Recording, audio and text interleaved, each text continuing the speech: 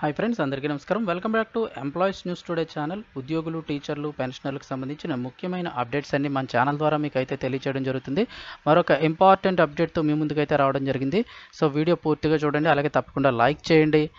చాలామంది వీడియోస్ చూస్తున్నారు కానీ సబ్స్క్రైబ్ చేసుకోవడం లేదు. దయచేసి ఛానల్ సబ్స్క్రైబ్ చేసుకుని పక్కన బెల్ ఐకాన్ ప్రెస్ చేసి అందులో ఆల్ అనే ఆప్షన్ అయితే ఎంచుకోవడం మర్చిపోకండి. అప్పుడే నేను చేసే వీడియోస్ అన్ని మీరు మిస్ అవ్వకుండా నోటిఫికేషన్ అయితే రావడం జరుగుతుంది. ఇంకా వివరాల్లోకి అయితే వెళ్ళిపోదాము.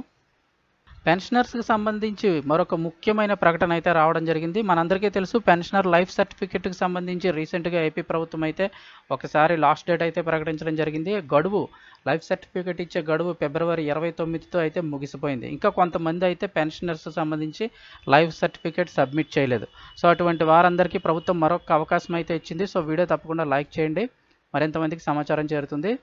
గుంటూరు ఉప ఖజానా కార్యాలయంలో డివిజనల్ ఏటీఏ ప్రతి నెల మొదటి సోమవారం పెన్షనర్ల సమస్యలపై పెన్షనర్ల సంఘాలతో నిర్వహించే సమావేశంలో వారు లైఫ్ సర్టిఫికెట్లు సమర్పించే గడువు ఫిబ్రవరి 29తో ముగిసినందున ఇంకా వారు సర్టిఫికెట్ సమర్పించవలసిన వారు ఎవరైనా ఉండిపోయినట్లయితే మార్చి 20వ తేదీ లోపల స్వయంగా ఉప ఖజానా కార్యాలయంలో బయోమెట్రిక్ రూపంలో మాత్రమే సమర్పించాలని తెలిపారు.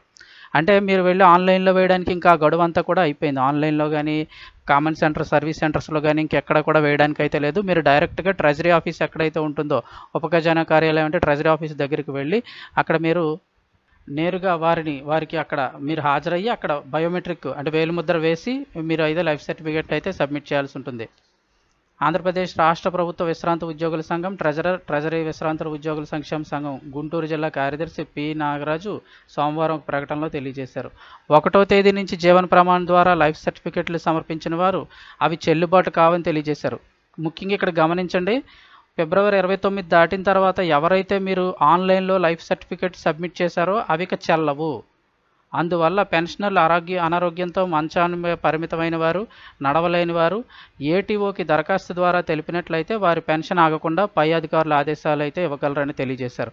అంటే మీకు ఎవరికైనా అనారోగ్య సమస్యలను మేము వెళ్ళలేము అనుకున్న వారు అయితే కనుక ఏటీఓకి దరఖాస్తు ద్వారా తెలియచేయాల్సి ఉంటుంది. అప్పుడు వారు మీ పెన్షన్ ఆగకుండా చూస్తారు. సో ఇది అయితే గమనించండి, ఫిబ్రవరి నెల దాటిన తర్వాత ఎవరైతే ఆన్లైన్లో సబ్మిట్ చేశారో అవి అయితే చెల్లవు. సో ఇంకా మీరు డైరెక్ట్గా నేరుగా వెళ్ళి లైఫ్ సర్టిఫికేట్ ఇవ్వడానికి మార్చి 20వ తేదీ లాస్ట్ డేట్. ఆ తర్వాత అయితే ఇంక మీకు ఆ తర్వాత నెల నుంచి పెన్షన్ అయితే ఆగిపోతుంది. దయచేసి గమనించగలరు, మీకు తెలిసిన వారికి కూడా షేర్ చేయగలరు.